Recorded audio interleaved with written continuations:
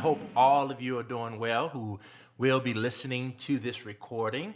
And as many of you know, I'll encourage you to like and subscribe and share the videos with people who you feel it may be an encouragement for and to.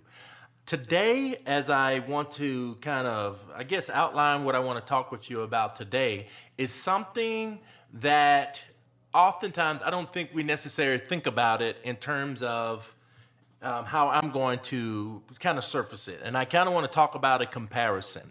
And the comparison that I want to talk about is, would you rather deal with rejection or have false acceptance? Would you rather deal with rejection and have false acceptance? And what do I mean by that? Rejection is tough. There's nothing like it. It can be debilitating. It can rob you of your confidence, and you can question so many things in life. And it ain't too many things that's more detrimental to the development of your confidence when you're trying to fulfill your destiny, purpose, visions, and dreams than to present it in a way and discover that you're ultimately being rejected by those around you. So that happens. Conversely, when we talk about false acceptance, people may give you the appearance that they're walking with you, they're talking with you, they agree with you, and et cetera, and et cetera. And the unfortunate part is they just going along with you because maybe they like you, or maybe they don't know how to tell you that they're not interested in going with you or even talking about the topic at hand. I bring those two up because oftentimes, if we ain't careful, we can end up being victim to both of those particular things, and they ultimately can hinder us from being able to flow and do what we're supposed to do. So I will tell you, as a preference, I do not like rejection, but it's something that can be said about having to deal with it and know where a person stands versus having people around that you spend years with, right?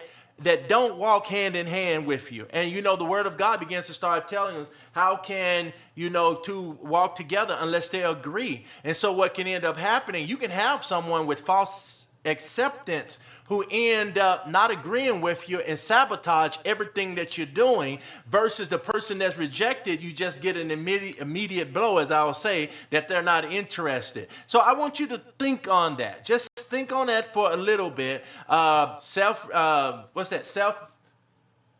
self-rejection. I want to make sure I correct that. And that's a whole nother thing that we have to talk about in a while. But rejection versus false acceptance. So as you're thinking about that, what some of you probably going to do is start assessing your immediate network of friends.